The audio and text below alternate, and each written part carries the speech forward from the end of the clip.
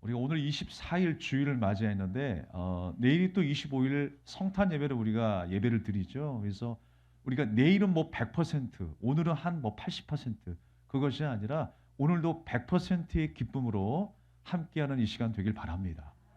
매일의 삶, 매일의 삶 속에 우리가 정말 예수 그리스도께서 우리에게 베풀어 주신 그 은혜와 사랑을 100% 나눌 수 있는 시간이 되기를 바라겠습니다.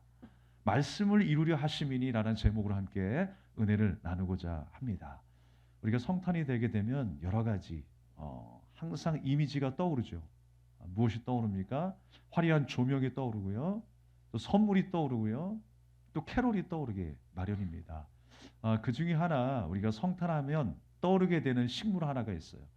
포인세티아라고 하는 빨간 식물이 하나 있습니다. 여러분 많이 보셨을 거예요. 여기 앞에도 있네요. 예. 이 식물의 특징은 뭐냐면 날씨가 추워질수록 그 색깔이 붉게 물든다라는 거예요. 그래서 크리스마스 때 장식용으로 사용을 하게 되었습니다. 근데 문제가 발생했던 것 같아요. 어떤 아이가 이 식물의 이파리를 먹고 뭐 복통을 일으켰던 것 같습니다. 그래서 이 안에 독성이 있는 위험물이 있을 것이다.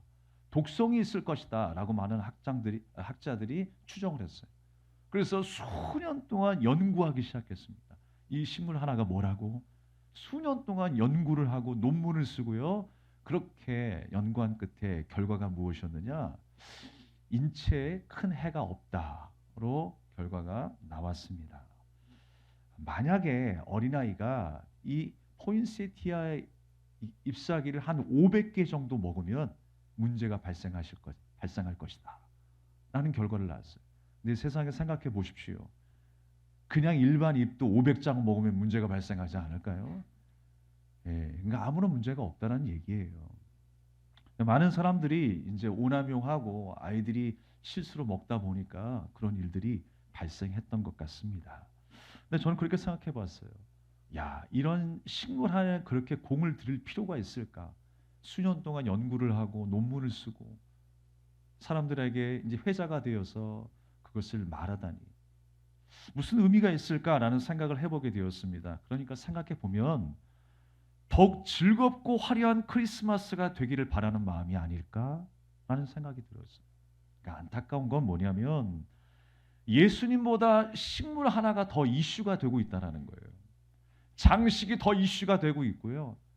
우리가 주고받는 선물이 더 이슈가 되고 있고 연말 분위기를 내면서 우리가 맛있게 먹는 크리스마스 케이크가 더 이슈가 되고 있다는 거예요. 모 제과점의 모 케이크 없어서 못 팔더라라고 하는 그 소문이 지금 막 퍼지고 있잖아요. 그래서 막 너도나도 그 케이크를 사기 위해서 난리. 예수님이 이슈가 되지 아니하고 주인공이 되지 아니하고 우리의 기쁨의 대상이 되지 아니하고 전혀 다른 것이 우리의 기쁨의 대상이 되고 있다라고 하는 것입니다. 왜 이 성탄절의 그 화제성에서 예수님은 뒷전에 계신 걸까요? 우리가 사실 이 25일 날 연말에 즐긴다라고 하는 거 그게 뭐 잘못된 일이겠어요? 우리가 함께 분위기를 즐기고 이러한 화려한 장식으로 함께 즐기고 잔치를 벌인다라는 게 무엇이 문제겠습니까? 근데 그 문화 자체를 즐기는 것이 문제가 아니라 성탄절에 예수님을 묵상하지 못함이 문제라는 거예요. 예수님을 묵상하지 못함. 어떤 사람들은 그렇게 이야기합니다. 예전에는 그래도 성탄절 분위기가 있었는데 요즘에는 성탄절 분위기가 너무 사라졌어라고 이야기를 해요. 그런데 30년 전을 한번 생각해 보자고요. 30년 전이나 지금의 모습이나 얼마나 달라졌을까를 생각해 보면 그렇게 달라지지 않았다고 생각합니다. 30년 전에 뭐가 있었어요? 함께 주고받던 크리스마스 카드가 있었어요. 새벽송이 있었을 것입니다. 그리고 더 많은 선물들을 주고받았고요. 뭐 크리스마스에 선극이 있었을 것이고 우리 중고등부 아이들 청년들은 밤을 새워가며 함께 게임을 즐겼을 것이고요. 사실 보면 예수님에 대한 묵상은 별로 없었어요. 그때도. 그때나 지금이나 별반 다를 바가 없다라고 하는 것입니다. 하지만 지금 우리의 생각은 어떤 생각이어야 하냐면 이제까지 우리가 하지 못했던 생각, 하지 못했던 행동을 이제 앞으로는 생각할 수 있어야 한다라는 거예요. 성탄절의 바른 의미가 무엇이고 주님께서 이 땅에 오신 목적이 무엇인가를 우리가 분명히 알아가는 것, 그리고 그렇게 아는 하나님의 자녀로 살아가는 것, 그것이 바로 앞으로 일어나야 할 일이라는 것입니다. 오늘 말씀의 제목이 뭐라고요? 말씀을 이루려 하심이니 라고 말씀하셨어요. 예수님께서 이 땅에 오셨다라고 하는 그 의미는 무엇입니까? 바로 하나님께서 약속하신 바 말씀을 이루신 거예요. 말씀이 이루어졌어요. 약속이 이루어졌어요. 우리를 구원하시고자 하셨던 그 하나님의 뜻이 이루어진 것입니다. 그래서 성경에 보면요, 수많은 역사들이 나옵니다. 근데 그 역사를 통해서 우리에게 분명히 알게 하시는 한 가지는 무엇이냐면 하나님을 떠났을 때와 하나님과 함께 했을 때의 모습을 말씀하고 있어요. 우리가 죄로 인하여 하나님을 떠났을 때는 사망이요, 실패요, 기근이요, 질병이요. 그런데 하나님이 함께 하셨을 때의 모습은 회복과 치유와 영광의 삶이었어요. 그것을 우리에게 보여주는 거예요. 이 땅 가운데 우리 힘으로 해결할 수 없는 그 죄악 가운데 영원한 사망에서 헤매일 수밖에 없는 우리 영혼 가운데 하나님께서 독생성자 예수 그리스도를 이 땅에 보내주셨어요. 주님이 나와 함께 하심의 역사, 그 함께 하심의 역사를 예수님을 통하여 이루신 것입니다. 할렐루야. 그래서 예수님의 또 다른 이름이 있어요. 임마누엘. 그 이름의 뜻은 하나님이 우리와 함께 하심이라. 함께 하셔서 어떻게 하신다라는 거예요. 예수라고 하는 이름이 어떤 뜻입니까? 자기 백성을 죄에서 구원할 자라는 뜻이 있어요. 그러니까 우리 죄를 사하여 주셔서 우리를 죄에서 구원하셨다라고 하는 것입니다. 그것이 바로 예수님이 이 땅에 오신 목적이에요. 하나님께서 요셉과 마리아에게 나타나셔서 말씀하십니다. 가브리엘 천사를 통해서 한 아이가 탄생할 거다라고 하는 거였습니다. 얼마나 놀랐을까요? 그리고 있을 수 없는 일이 일어나고 있는 거예요. 많은 세상 사람들은요, 이 성경 기사를 볼 때 하나의 신하겠다라고 생각할지 모르겠습니다. 왜냐하면 한 나라가 세워지고 한 나라의 왕권을 드높이기 위해서 그런 신하들을 많이 만들었거든요. 뭐 박혁거사가 아래서 나왔다, 주몽이 아래서 태어났다더라, 누가 뭘 했다더라, 그런 신비로운 역사가 참 많이 나타나거든요. 그래서 마찬가지로 세상 사람들이 우리 기독교도 하나님의 말씀도 그렇게 취급하지 않을까 생각이 듭니다. 그러나 여러분, 하나님의 말씀은 생명의 말씀입니다. 이 말씀을 통해서 우리에게 보여주시는 의미가 무엇일까요? 예수님은 마구간에서 태어나셨어요. 가장 낮은 자리에 태어나셨다는 거예요. 겸손의 자리에 오셨다는 거예요. 왜요? 하나님의 뜻을 이루시기 위해서. 그렇다면 여러분, 그 하나님의 뜻이 무엇입니까? 우리를 살리는 일 아니겠습니까? 우리를 죄에서 구원한 일 아니겠습니까? 주님 앞에 거룩한 신부로 세우시는 거 아니겠어요? 영원한 하나님 나라의 백성이 되는 거 아니겠습니까? 그것이 바로 하나님의 목적이에요. 그래서 예수님이 오신 거예요. 예수님이 오셨다라고 하는 것은 메마른 가지가 죽어가고 있었을 때에 생명에 깃든 나무가 접붙임되어 다시 살아나게 되는 것처럼 생명이신 예수님께서 나와 함께 연합하심으로 말미암아 내가 살게 되었다라는 거예요. 내가 다시 사는 역사가 일어나는 거예요. 그런데 예수님께서 왜 그렇게 낮은 자리에 오셨느냐? 여러분, 하나가 되기 위해서는요, 낮아지는 거예요. 겸손해야 되죠. 우리가 예수 안에서 한 지체라고 하는데 우리가 서로 높아지려고 하면 하나가 될 수 없습니다. 어떻게 하나가 되겠어요? 예수님이 우리의 머리가 되어주시고 우리가 예수님 안에 한 지체가 되었다라고 하는 건 그것은 무엇입니까? 나보다 남을 낮게 여기는 거예요. 더 좋게 여기는 거예요. 내가 부인되지 아니하면, 내가 낮아지지 아니하면 결코 우리는 하나가 될 수 없는 거예요. 예수님께서 그 겸손의 모범을 우리에게 보여주셨습니다. 내가 낮아져야 되고 내가 죽어져야 돼요. 그래서 우리 예수님께서 나와 함께 연합하셨어요. 접붙임되죠. 내가 예수님께 접붙임된 거예요. 그래서 그 생명이, 그 부활의 소망이 나의 생명, 나의 소망이 된 줄로 믿습니다. 많은 사람들이요, 성탄절 분위기가 사라졌다고 해서 아쉬워할지 모르겠지만 우리는 예수님에 대한 묵상을 더 생각해야 돼요.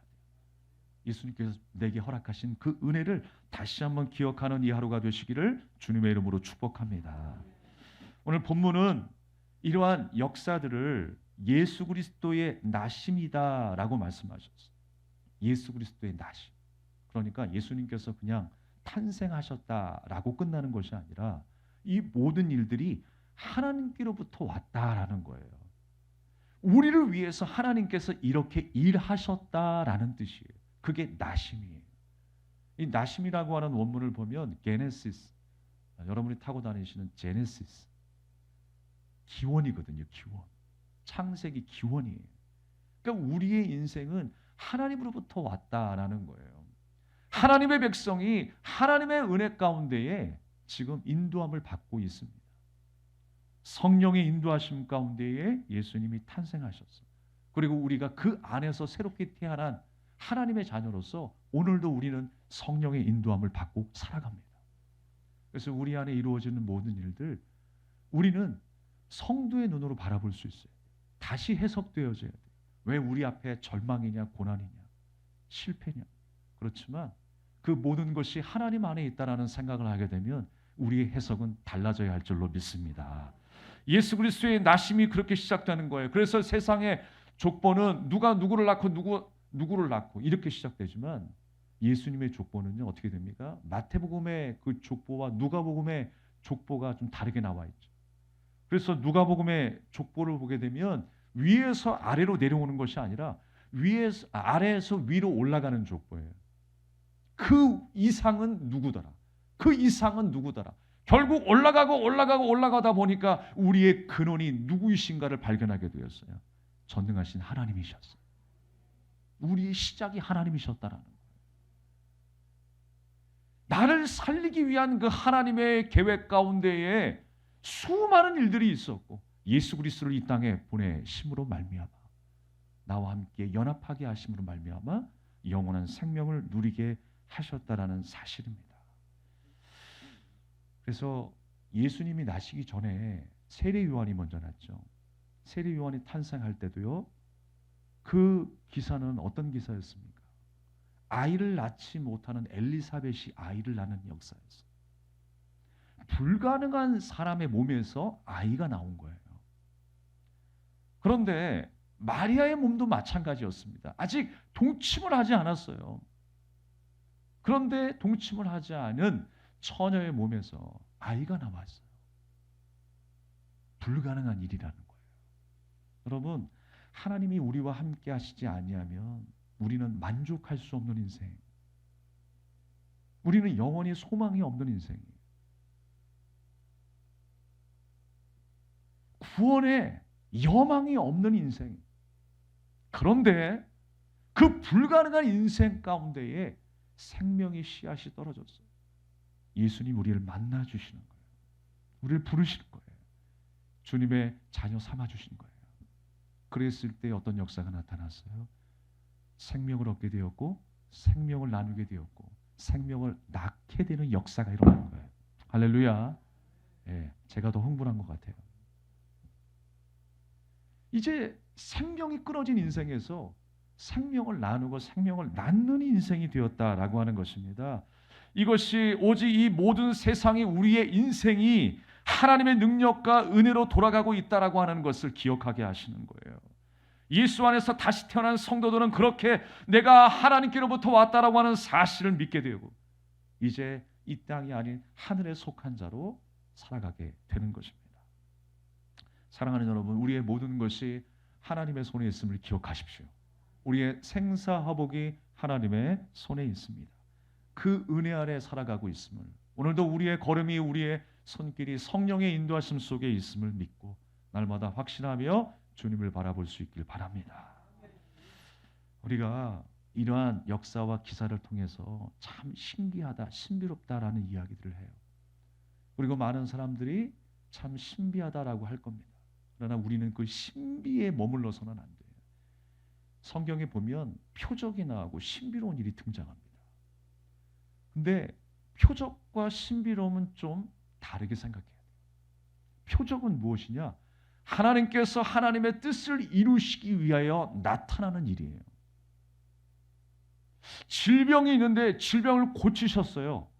예수님께서 손을 대십니다. 예수님이 함께 하셨을 때에 하나님의 말씀이 임하였을 때 기근이 떠나가고 손을 대셨을 때 질병이 떠나가고 어둠의 권세가 떠나가게 되는 것처럼 우리에게 은혜 베푸실 자, 그 능력자가 누구시냐? 바로 하나님이시다 라고 하는 것을 알려주시는 것처럼 그 본질을 우리가 알아야 되는 거잖아요. 마찬가지입니다.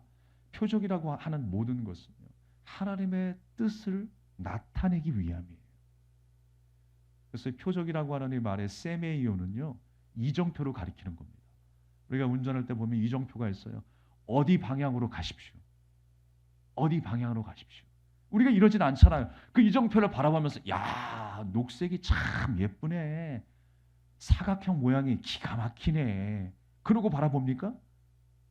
야, 여기가 특이한 이름을 가지고 있네 라고 할 정도는 모르겠지만 그 이정표만 바라보면서 계속 운전하고 있어요? 아니죠. 이정표가 가리키는 그 방향을 향해서 가고 있어요. 그 목적지를 향해서 가고 있어요. 표적이라고 하는 것은, 기적이라고 하는 것은 바로 거기에 목적이 있는 거예요.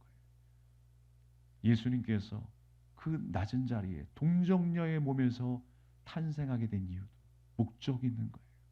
나를 위해 오셨고, 나와 하나 되기 위해 오셨고, 나를 살리기 위해서 오셨고, 이 땅에 빛이 되기 위해서 오셨음을 기억하시기 바랍니다. 그러나 여러분, 신비로운 일은 그냥 신비예요. 하나님의 뜻과는 무관하게 그냥 일어날 수 있는 일이에요. 그래서 여러분, 이것이 잘못 나타나게 되면 우리가 넘어질 수 있어요. 야, 신비로운 일이 나타나니까 하나님의 역사구나. 하나님의 역사구나. 그러면 어둠의 권세도 우리를 미혹할 수 있습니다. 그런 신비로운 일들로 인해서 우리가 현혹될 수 있습니다. 무당에 점을 쳐도 우리는 마음이 흔들리죠. 무당이 아니고 믿음의 지체들이 그냥 한마디 했는데 그 말 한마디에 우리 마음이 흔들리고 절망하게 되고 낙심하게 되는 것이 우리 연약한 마음이죠. 신비로운 일에 현혹되지 마시기 바랍니다. 세상의 허탄한 신화를 쫓지 아니하고 주님이 말씀하신 그 약속의 말씀을 붙들며 나아갈 수 있는 저 여러분 되기를 주님의 이름으로 축복합니다. 그럴 때 우리는 그 하나님의 풍요로운 은혜와 사랑을 누리게 되는 것입니다. 성령이 임하고 삶에 주님께서 우리의 주권자가 되실 때 우리는 그 은혜의 깊이 속으로 들어가게 돼요. 그리스도 예수 안에 자유하게 될 것이며 그 풍요로움을 누리는 삶을 살아가게 될 것입니다. 우리는 이 땅에 만족하며 살고 있었던 인생이었어요. 그렇지만 주님이 우리에게 찾아와 주셔서 우리의 생각을 뛰어넘게 하시고 우리의 바라고 우리의 만족했던 모든 것들을 뛰어넘게 하셨어요. 우리가 붙들고 있었던 것이 무엇입니까? 하나님, 이거 없으면 안 돼요. 이거 없으면 안 돼요. 내가 붙들고 있었던 것이 무엇입니까? 사랑하는 여러분, 주님께서는요, 내가 원하고 소망하고 좋아하는 것들을 무시하거나 빼앗아가신 분이 아니세요. 다만 하나님께서 우리에게 주신 은혜가 어떤 은혜인가를 안다면 우리가 어떤 삶을 살아야 할지를 주님은 기대하시는 거예요. 이 세상에 우리가 만족할 수 있고 우리가 전부라고 생각했었던 그 모든 것 이상의 큰 기쁨을 우리에게 주셨는데 그 기쁨보다 내가 더 사랑하는 것이 있다면 하나님 서운하실 거예요. 하나님이 원하시는 것은 그 모든 것보다 나를 사랑할 수 있느냐 물으시는 거예요. 빼앗아가고 무시하시는 것이 아니라 우리가 누리는 게 뭐가 문제가 되고 사용하는 게 뭐가 문제가 되겠어요. 그것보다 나를 더 사랑하느냐가 주님의 질문이다라고 하는 것입니다. 우리는 주님을 만나면서 주님과 접붙임되면서 우리의 삶, 우리의 인생은 이제 어떤 삶이 되었느냐? 영원한 그 시간 속으로 들어가는 삶이 되었다라는 것입니다. 내가 전부라고 생각했었던 삶의 문제와 고민들, 고통들, 그러나 그 모든 것이 영원의 그 시간 속에 일부가 되었다라는 것, 과정이 되었다라고 하는 것. 그러면 그 영원의 세계와 그 영원의 시간을 주관하신 분은 바로 전능하신 하나님이시구나. 하나님께서 지금 나를 인도하고 계시는구나. 그 확신과 믿음으로 살아가는 거예요. 여러분이 이러한 믿음을 갖게 하고 이러한 시각으로 세상을 보게 하는 것이 바로 하나님의 일인 것입니다. 바로 그것이 성령의 인도하심이에요. 오늘 예수님께서 나심이 성령의 인도하심이었어요. 그렇게 시작되어 오늘날 우리에게까지 온 거예요. 그리고 앞으로 주님 오실 그날까지 성령의 감동과 은혜 가운데에 우리가 이렇게 살아가도록 하나님과 접붙임되어 하나님의 말씀에 순종하여 그 은혜의 날개 아래 감사하며 찬양하며 살아갈 수 있도록 인도하실 거예요. 그것이 나를 위하여 주님이 하시는 일이에요. 성령님은 지금도 우리를 선한 뜻으로 인도하고 계십니다. 다만 하나님의 성실하신 역사가 우리에게 버거울 때가 있죠. 이해되지 않을 때가 있어요. 왜냐하면 그분의 목적이 우리의 기대와 우리의 상상을 뛰어넘기 때문입니다. 그러나 주님이 인도하시는 그 길은 선한 길입니다. 하나님은 내게 더 좋고 알맞은 것을 주시려고 하시는 분이세요. 내가 집착하고 있는 것들을 놓으시기를 원하세요. 우리가 이 땅에 살아가면서 얼마나 붙잡으려고 용을 씁니까? 아이들이 태어날 때요, 손을 꽉 쥐는 그 악의 힘, 여러분 느껴보셨죠? 저도 갓난아기를 만날 때마다 가끔씩 장난을 쳐요. 손가락을 집어넣으면서 한번 잡아보라고 그래요, 아기 보고. 그러면 안 나요. 근데 얘가 엄마 뱃속에서 막 나온 아이 맞나? 라고 할 정도로 힘이 세요. 조금 더 크면 더 세요. 조금 더 크면 더 세가지고 안 놔주려고 그래요. 그리고 나중에는요, 자기가 원하는 것들을 붙잡지 못하면 땡깡을 부립니다. 반항을 합니다. 그리고 성인이 되어서 정작 내가 원했던 것들을 붙잡고 살아가면서도 삶의 해이를 느끼는 사람들이 있습니다. 그러나 여러분, 하나님께서 우리를 만나주신 우리와 함께 하심의 역사의 의미는 무엇입니까? 더 큰 힘을 알게 되었다라는 거예요. 내가 힘이라고 붙잡고 있었던 것, 내 삶의 즐거움과 기쁨이라고 붙잡고 있었던 그 모든 것들을 이제 한순간에 놓게 하시는 역사가 일어난 거예요. 마리아, 요셉 가정에 이제 내가 붙잡고 있었던 모든 것들을 내려놓게 하시고 전능하신 하나님의 은혜를 붙잡고 살아가는 가정이 되게 하셨어요. 그 시간은 성령께서 나를 압도하는 시간이 되는 겁니다. 하나님의 마음을 알게 되는 인격과 지혜를 얻게 되는 순간이 된 거예요. 여러분, 우리가 살면서 놓지 못하는 미련 얼마나 많이 했습니까? 롯의 아내가 그랬죠. 소돔과 고모라를 잊지 못해서 그 화려한 도시를 다시금 뒤돌아보았던 롯의 아내. 그리고 하나님을 믿으면서도 야곱의 아내였던 라헬은 무엇을 붙잡았습니까? 가정의 수호신 우상 드라빔을 아버지 집에서 훔쳐왔어요. 하나님을 믿으면서도 내 안에 어떤 불안함과 그 불만족을 해결하기 위한 뭔가를 항상 붙잡고 살아가요. 하나님을 믿고 있지만 내 계산 따로, 내가 가는 길, 내가 추구하는 모든 생각들 따로 이렇게 살아가는 거예요. 사랑하는 여러분, 우리가 힘주어 붙잡고 있었던 모든 것들을 내려놓아야 합니다. 그래야 우리는 주님과 함께 연합할 수가 있어요. 저는 히브리서 말씀 가운데에 이 모세에 대한 이 믿음의 이야기를 참 좋아합니다. 그리고 저도 개인적으로 큰 교훈으로 삼고 있어요. 히브리서 11장 24절 이하의 말씀은 바로 이렇습니다. 믿음으로 모세는 장성하여 바로의 공주의 아들이라 칭함받기를 거절하고 도리어 하나님의 백성과 함께 고난받기를 잠시 죄악의 낙을 누리는 것보다 더 좋아하고 그리스도를 위하여 받는 수모를 애굽의 모든 보화보다 더 큰 재물로 여겼다 그랬어요. 이는 상 주심을 바라봅니다. 모세가 애굽의 금은 보화보다 더 좋아했다. 더 큰 상이 있다는 것을 알았다라는 거예요. 그래서 버렸다라는 거예요. 자기의 명예, 내가 왕자라는 것, 내가 힘을 쓸 수 있다라는 것, 모든 것 다 버려버렸어요. 근데 가만히 생각해 보면요, 이미 그는 죽기 전에 그 상을 받은 사람이에요. 왜냐? 내가 원했던 것보다 더 좋고 더 큰 것이 있음을 발견했기 때문에 그래요. 그렇게 눈이 열렸기 때문에 그래요. 그렇게 귀가 열렸기 때문에 그래요. 여러분, 그런 의미에서 우리 모두가 주님 앞에 복받은 사람들입니다. 우리의 눈이 열려서, 우리의 귀가 열려서 하늘의 세계를 보고 느끼고 있다면, 이 땅을 살아가지만 하나님 나라의 백성으로 살고 하나님의 마음을 가지고 살아가고 있다면 우리는 복받은 사람이에요. 사랑하는 여러분, 그 사실을 기억하는 저와 여러분 되기를 바랍니다. 그래서 우리는 복받은 자의 삶은 이런 면이 다르다라고 하는 것을 항상 기억하고 고백할 수 있어야 합니다. 이게 사람의 의지로 됩니까? 이런 마음과 행실들이 사람의 마음으로 되지 않는다라는 거예요. 하나님이 강권적으로 역사하시는 은혜가 아니면 우리 가운데 이런 역사가 일어날 수가 없어요. 그래서 성경은 성령으로 되었다라고 말씀하고 있는 것입니다.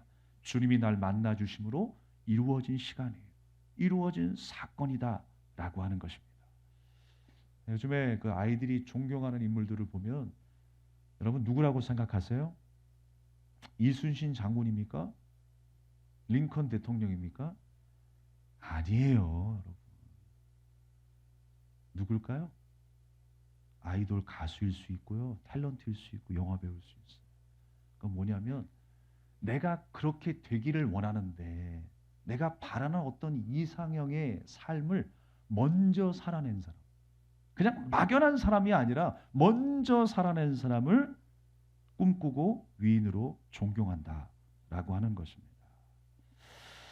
그런데 여러분, 내가 좋아하고 바라는 것을 앞서 이룬 그 사람을 세상에서 성공한 사람이라고 생각하며 존경하는데, 그래서 뭐 일론 머스크니 워런 버핏이니 아니면 손흥민이니 라고 하면서 존경하는 인물로 우리가 생각하는데 우리의 기준이 영원하지 않다라는 게 문제죠. 또 존경의 대상이 바뀔 겁니다. 내가 붙잡고 살았던 삶의 기준이 바뀌어 나가게 될 거라는 거예요. 좋다고 행복하다고 몰입을 하다가도 어느새 가치가 떨어져서 등한시하게 되는 순간이 분명히 찾아온다라고 하는 거예요. 그래서 늘 우리는 뭘 찾아요? 대세를 찾습니다. 대세. 그 시대에 내가 찾아야 될, 붙잡아야 될, 숭상해야 될 그 대세를 찾으며 살아갑니다. 이 시대의 중요한 키워드가 뭐냐? 트렌드가 뭐냐? 또 찾고 검색합니다. 남들이 하는 것을 나도 해야 나도 행복할 것 같고 이 시대에 발맞춰서 성공하는 인생으로 사는 것처럼 그럴듯하게 보일 겁니다. 그러나 여러분, 그 모든 것을 붙잡고도 우리의 인생이 하나님을 붙잡지 아니하면 우리는 성공한 인생이 아닙니다. 주님이 우리와 함께 하심의 역사는 바로 우리를 살리기 위한 역사였어요. 우리를 더 행복하게, 더 만족하게 만드시기 위한 하나님의 계획이었습니다. 그 약속과 그 계획이 예수님을 통해서 이루어졌다라고 하는 거예요. 그래서 우리는 예수님의 고난을 통하여, 예수님의 그 부활을 통하여 우리의 예수님의 죽음이 나의 죽음이 되었고 예수님의 그 새로운 생명이 나의 생명이 되었음을 여러분 기억하시길 바랍니다. 우리는 날마다 그 십자가의 은혜를 묵상하며 살아가는, 예수님께서 나와 하나 되심과 예수님을 통해서 내게 주신 그 은혜를 누리는 그 삶, 그 십자가의 은혜를 날마다 묵상하며 살아가는 저와 여러분이 되어야 하는 것입니다. 십자가의 은혜는요, 언제 우리가 경험합니까? 십자가의 은혜는 할 것 다 해봤는데 아무것도 의미가 없더라. 막판에 가서 절망의 순간에 나이 먹어서 죽기 일보 직전에 경험하는 은혜가 아니에요. 십자가의 은혜는 언제 경험하는 은혜입니까? 나이와 삶의 경험에 상관없이 주님이 내게 찾아오셨을 때 경험하는 은혜예요. 나를 만나주신 은혜로 알게 되는 그 환희와 기쁨이 십자가의 은혜예요. 예수님이 이 땅에 오신 그 의미는 바로 십자가의 의미를 알게 되었다라는 거예요.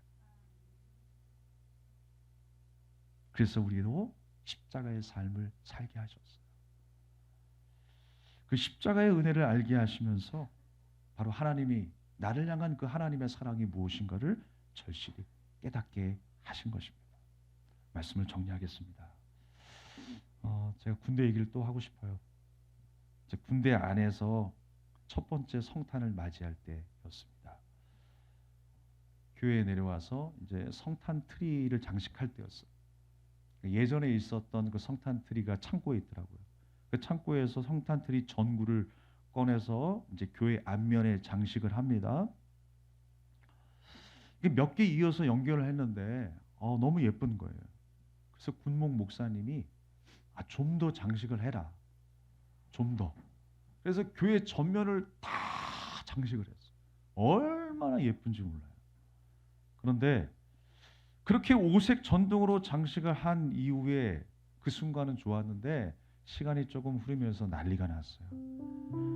네, 갑자기 전구가 하나씩 나가기 시작하는 거예요. 저기서 펑, 여기서 펑. 완전히 뭐 서울 한강에 불꽃쇼는 저리 가라. 불꽃쇼가 시작된 거예요. 네. 왜 그런가 했더니 제가 그 당시만 해도 뭐 전기에 대해서 잘 몰랐어요. 그러다 보니까 그 성탄들이 얇은 선에다가 여러 개의 전구를 막 다 합쳐가지고 얇은 선 하나에 그냥 콘센트를 꽂아버리니까 여기서 펑, 과부하가 일어나가 저기서 펑 막 일어나는 거예요. 그래서 그런 에피소드를 함께 즐겼던 시간들이 있었는데요. 사실 그 목사님께서 더 설치하라라고 하는 이유가 있었더라고요. 저는 그 당시엔 몰랐어요. 그런데 나중에 그것이 목사님이 나를 향한 배려라고 하는 것을 깨달았어요. 이게 왜 그러냐면 성탄트리 장식하는 것을 빌미로 해서 내려와서 좀 쉬라고 하는 거예요. 왜냐하면 그 당시에 가장 힘들었던 시기였거든요. 고참들한테 막 스트레스 받고 막 몇 대 맞고 막 할 때였거든요. 삶이 우울하고 언제쯤 난 제대할 수 있을까 막할 때거든요. 그래서 항상 교회 내려가면 이 얼굴 인상이 저도 모르게 좋지 않은 거예요. 그것을 목사님이 발견했던 것 같아요. 그리고 다른 군종에게 물어보니까 저의 상황을 알게 되었어요. 그래서 목사님이 이제 배려차 그냥 성탄트리 장식하고 교회 일을 해야 되니까 내려와야 된다라고 해서 저를 불렀던 거예요. 저는 그 사실을 알고 얼마나 감사했는지 모릅니다. 그 순간에, 그 사실을 안 순간에 두 눈에서 눈물이 뚝뚝 떨어졌어요. 눈이 녹아내리듯이 목사님의 사랑이 느껴져서 저희 얼어붙은 마음들이 완전히 녹게 되었어요. 그 외에도 목사님은 어려운 조건에서도 장병들을 위해 여러 일들을 만드셨더라고요. 그분의 사랑이 황량한 우리의 마음속에 한 줄기 빛이 되어 나타났어요. 그 목사님의 진심 어린 그 배려를 통해서 우리를 향한 예수님의 사랑이 이런 것이구나 라고 하는 것을 깨달을 수가 있었습니다. 지금은 너무나 좋은 목사님으로 기억되고 있고요. 현재는 그 목사님이 중국 선교사로 가 계셔요. 그래서 그곳에서 현지인 목회를 하고 계십니다. 저는 그 목사님을 생각하면서 저도 그런 생각을 하게 되었어요. 나도 앞으로 저런 목사님이 되어야 되겠구나. 저렇게 열려있는 목사님, 저렇게 한 영혼을 사랑할 수 있는 마음을 가져야 되겠구나 라는 생각을 하게 되었습니다. 사랑하는 여러분, 하나님은 나를 위해 자신의 가장 귀한 것을 주셨어요. 그리고 가장 낮은 곳에 예수 그리스도를, 자기의 독생성자를 이 땅에 보내셨습니다. 낮은 곳에 보내셨다라고 하는 건 뭐예요? 물이라고 하는 것이 가장 낮은 곳에 고이게 될 때에 더 넓게 강이 만들어지죠. 더 깊게 강이 만들어지죠. 그래서 예수님께서 자신을 낮추시는 그 삶을 통해서 우리를 향하신 그 사랑이 얼마나 크고 넓은가를 우리에게 보여주셨어요. 우리도 주님의 본을 받아서 낮은 자의 삶을 살아내므로 말미암아 가정뿐만이 아니라 우리 지체들뿐만이 아니라 세상을 품을 수 있는 그 사랑의 넓이를 가진 주님의 자녀가 되시기를 주님의 이름으로 축복합니다. 주님은 지금도 일하고 계십니다. 할렐루야! 하나님께 찬양하며 기도하겠습니다.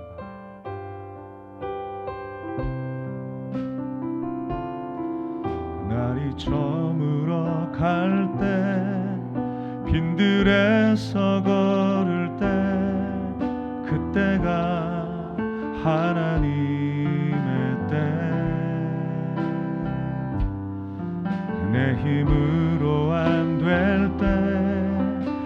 빈손으로 걸을 때 내가 고백해 여호와 미래.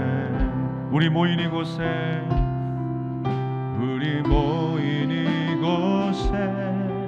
주님 함께 계시네. 누리네 아버지 은혜.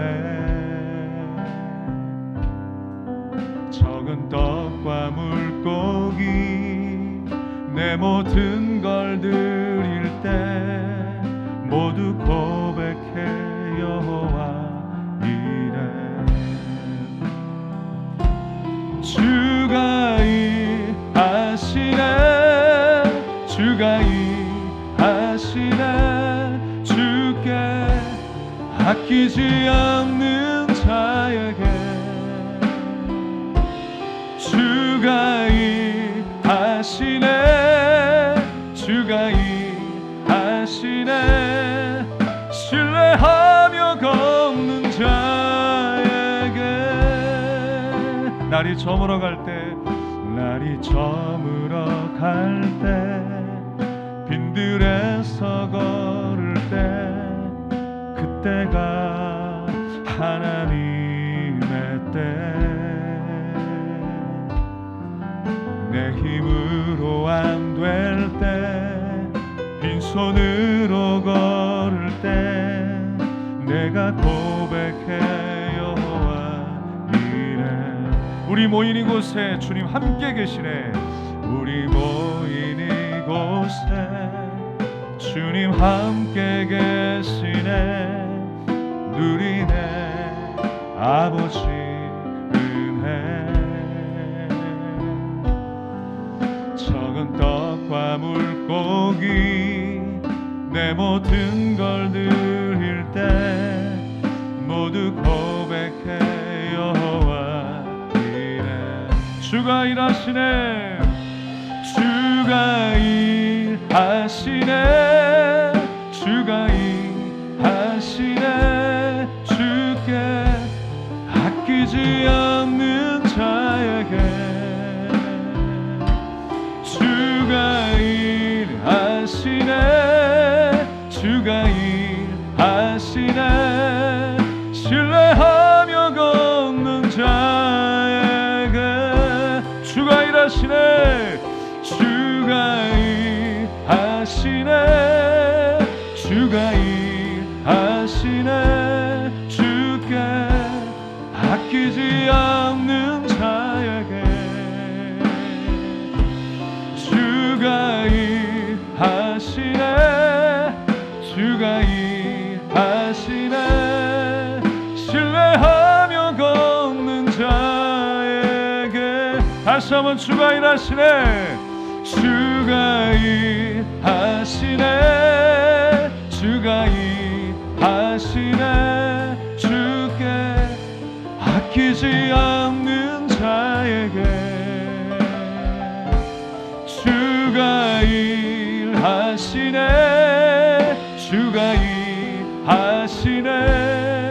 신뢰하며 걷는 자에게, 신뢰하며 걷는 자에게, 신뢰하며 걷는 자에게, 신뢰하며 걷는 자에게, 신뢰하며 걷는 자에게.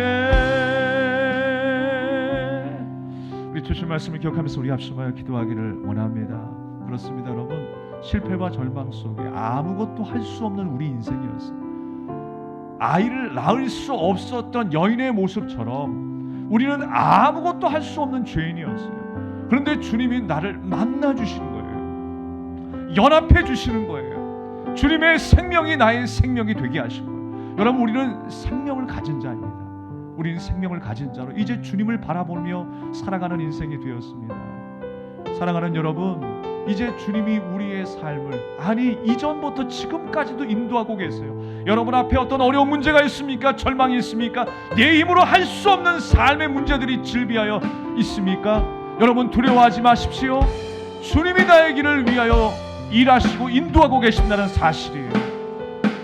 태초에서부터 나를 예정하시고 지금도 나를 지키시고 운행하고 계시다는 사실을 기억하면서 주님을 신뢰할 수 있는 우리 인생 되게 해달라고 우리 주 한번 외치며 간절한 마음으로 기도하겠습니다.